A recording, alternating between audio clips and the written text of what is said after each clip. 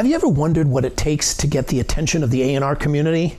If so, you're going to want to hear from our next guest, Jeff Vaughn, Vice President of A&R for APG, Artist Publishing Group. Stay tuned.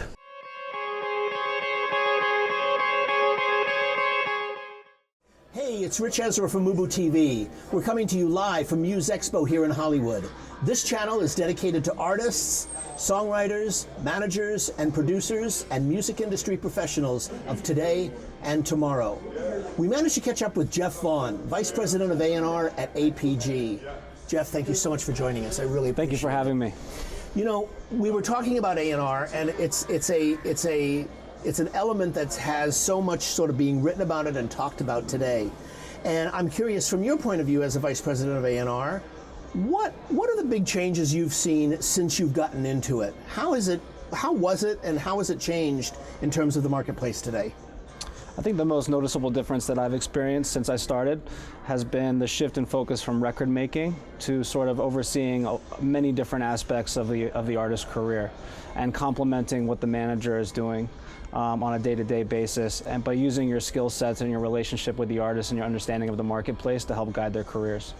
Interesting, okay. You know, so much is talked about with regards to the internet, with regards to social media, with regards to, you know, people having the ability to put music out on their own. People write about, you know, A&R is dead. I don't believe that. I still believe that A&R has a vital role to play. I was an A&R person myself for many years, working at Arista. I'm curious, what is your sense of A&R in the modern age that we live in today? How do you see it? I think it's just as important as it ever was. I mean, we're still having to go out and identify new talent and nurture and invest in new talent. Earlier and earlier is in my experience. Whereas, you know, 2-3 years ago, you could kind of wait for someone to develop an undeniable buzz or a certain number of streams or a certain number of followers. In today's marketplace, you're having to move much faster just because companies are more willing to take risk in an environment where they're making more money. So to me, I think it's the scouting and the talent finding aspect of it is just important. And then when you're seeking to differentiate one artist against another, you know, if labels are signing more talent, more music is coming out, how are you differentiating one artist and one record from another? And that's A&R. I mean, it's about making the records as good as possible. It's about releasing them in a way that is optimal, in the best conditions, making sure it has the most room to breathe, making sure it gets the best look possible. And to me, I consider all of that A&R. Okay. Let's talk about your own personal criteria. When you're looking at talent, what factors are you evaluating something by in terms of seriously considering signing something? What are the thoughts and ideas? What are the specifics, I guess, that go through your mind about talent that has to say, yeah, that has to be there, or this has to be there, or whatever? What are they for you? I mean, first and foremost, I'm a music fan, so I have to be a fan of it. People say sometimes, oh, you sign some things for money and you sign some things because you're passionate about them. I think in general, I'm passionate about everything that I get involved with. So first and foremost is, does it make me feel something? Do I get excited about it? Is this an artist that I could be a fan of? And then from there, I sort of go through the due diligence of looking at the data, getting on the phone or getting on FaceTime with the artist, flying the artist out, sitting with them, sitting with their management team, understanding how they think about music, what their goals are, understanding a little bit more about their background, and I kind of use all of that to inform my decision on whether this is someone I'd like to work with or not. Okay. Let me ask you then, based on that, how does an artist get on your radar?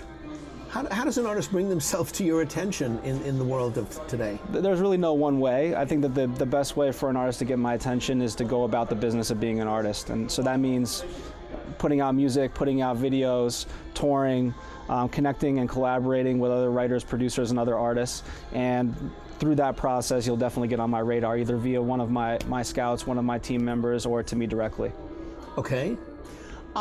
You mentioned touring and the performance aspect. I'm curious, in your criteria for evaluating whether you're going to sign an act, how important is their ability to perform live?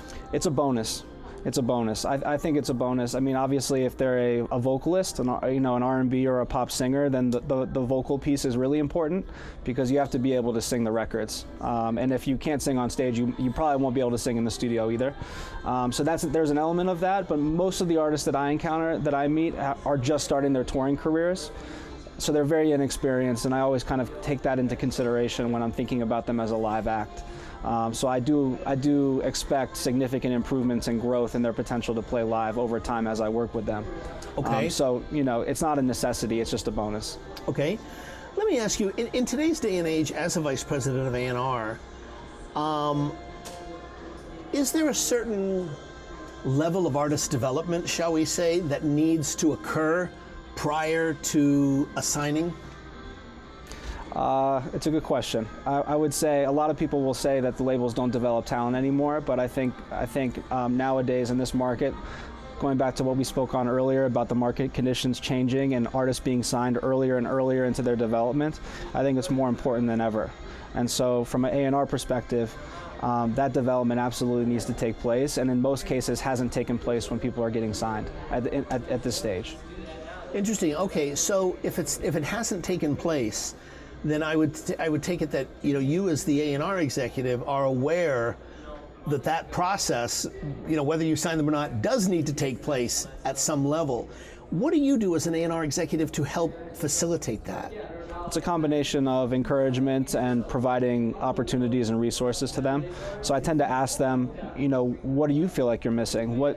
Ask them a lot of questions, try and get out of them sort of what they're confident in and what they feel like are their strong skills, and then also what they feel like they need extra help in, or what they look at around them and say, if I only had this, or if I had a vocal coach, or if I had a movement coach, I could make my show 10 times better. And so I ask a lot of questions, and I also use sort of my own gut and knowledge of the marketplace and observation of them as an artist to make suggestions here or there, or pair them with people that could help. Okay. You mentioned earlier in an answer about when you get together with an artist that you're attracted to, that you like, that you think has potential, that you get together with their team and you bring them in. From that point of view, Jeff, how important is an artist team to you as an A&R executive in terms of making a decision? Do we pull the trigger and get involved with this artist, or this isn't for us? I would say the same answer that I gave about the live performance. It's a bonus. When you have a great manager involved, it's always a bonus. There's nothing like working with a great management partner. You can divide and conquer. The manager is going to add value. You're going to add value. You sort of sharpen each other, and so that's always a plus. But I also have never hesitated to sign an artist if they're unmanaged or if they have a manager that's inexperienced, because I know part of my job is to not only educate and help the artist, but also to educate and help the manager.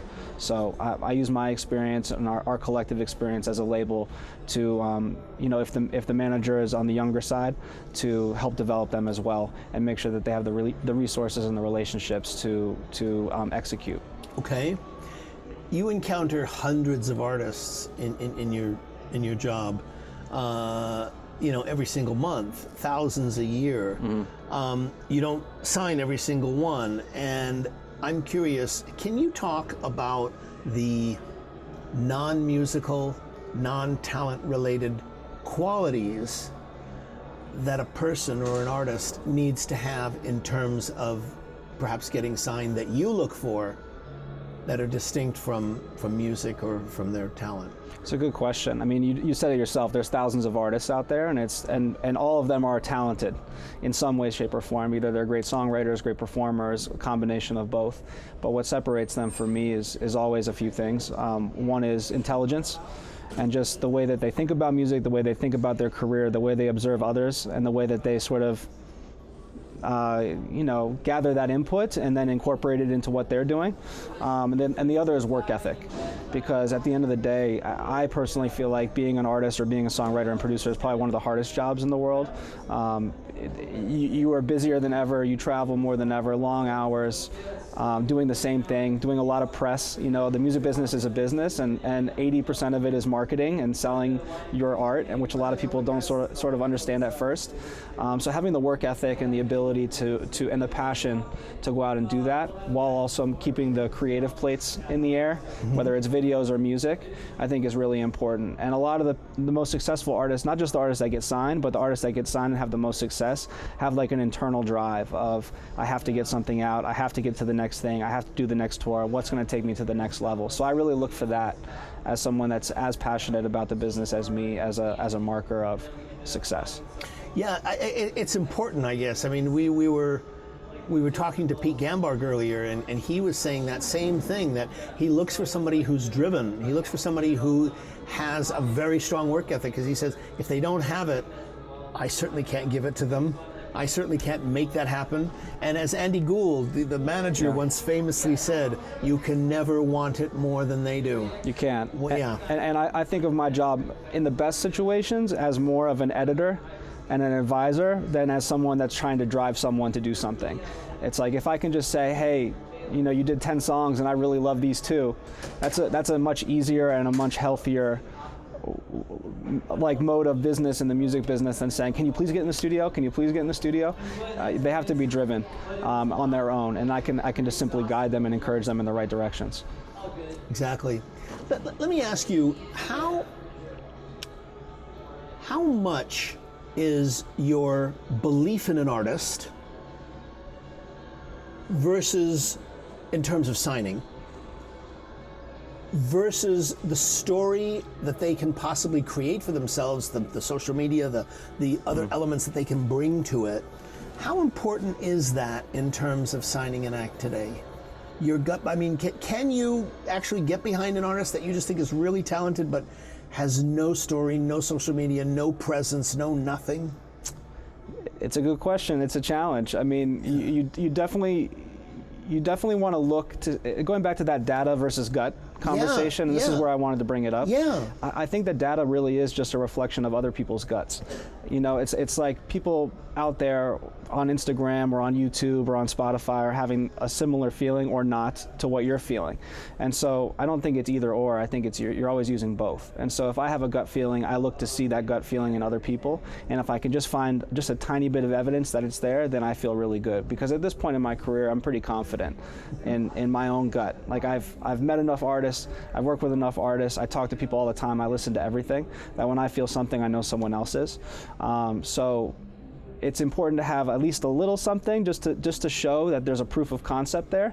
And many times that's just going back to the previous question about an artist's internal drive and like what they can do to get on my radar, is just go ahead and do it. Because if you're doing it, you're going to be attracting those people and I'm going to see it. And so I don't think it's required to have a certain number or a ton, but just the fact that you're doing it lets me know that when I put you on a pedestal and amplify what you're doing, that it's going to continue. It's not a theory. It's actually happening. Okay. And so I look for that with artists, and that's how I balance the gut data thing.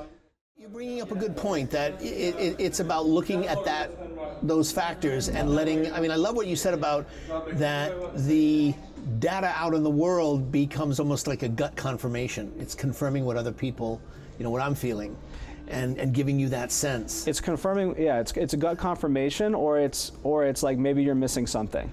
And it's about revisiting it again and again and trying to understand, and even if it's not the right artist for you, understanding what are the market forces, what are the tastes and preferences that are causing this to react. This may not be the right artist, but there's definitely something about what they're doing that's special that I should be paying attention to. Or it could be something about the way that they marketed themselves that I need to be paying attention to. So the data is incredibly valuable to me. I use it every day. Okay. Let me ask you, you've been at this long enough now to where you know the qualities that make a great A&R person. What are they to you? Follow through. That's the most important thing.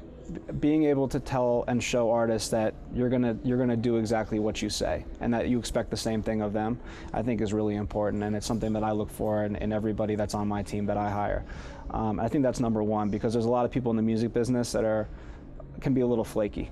And so follow through is the number one. I think communication is the number two, in the sense that it's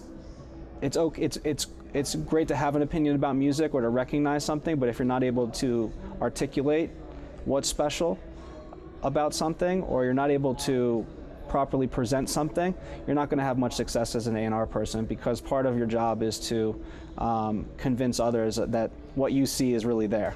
And so I might present an artist to you, but not highlight the right song, or not highlight the qualities that really make them special, or articulate their vision in the right way. And it's whether it's when they're getting signed, or even after they're signed, and then to the rest of the building and the marketing staff and the promotion staff, if you're not communicating effectively and sharing the artist's story and the artist's vision, you're not going to have much success. So those are the two main things. Everyone would just say, of course, your ear, right? That would be like the obvious, and of course you have to have that. That's kind of like a bare minimum, but I think there are enough people that have that don't necessarily have those other skills to be effective A&Rs in this marketplace. Yeah. You know, it's so fast paced, and there's such a volume of stuff coming in, and like the business is 24/7 on phone, on email, on plane, that those things are really important. Okay. Final question. What advice would you give, or do you have as an A&R executive, for up and coming artists who are looking to have a career in music? I think the biggest piece of advice would be just do it. Okay. Just do it. I hate to use, go to tech. It's just like a hot thing to talk about. But thinking about minimum viable product and getting your music out there. There's no better feedback than the feedback from your fans. So if you have an idea, even if it's not executed at 100%, it shouldn't be bad. You shouldn't put out anything that you're not comfortable with, but the process of going through the creation, the editing, the release process, get the feedback, informs every new iteration of what you're doing. So don't overthink, put stuff into the marketplace consistently, and watch closely, listen closely for feedback, and then do it again. That's it. So staying with it. Staying with it. Creating and staying with it. Creating consistently, though. The consistency is big. You can put out an album once a year. It's probably not enough in this climate. But putting out one or two or three projects a year as a new artist with consistent videos is like, that's what's you're gonna see growth. Okay. Jeff, thank you so much for coming by and doing this. I really appreciate it. My pleasure. Thank you for having me. Hey, this is Ritch Esra at MUBUTV. Thanks so much for watching this episode. We'd love to get your comments, so be sure to leave them below. And make sure that you like and share the video as well. If you like this video, or if you're new to MUBUTV, we'd love to have you subscribe. So be sure to hit the subscribe button below. And also, make sure that you hit the notification bell so that you can get notified by email every time we put out a new episode. And finally, we need to hear from you. We need to know what kinds of content and guests you're interested in at MUBUTV. So keep it tuned to your trusted source, MUBUTV, Music Business Television.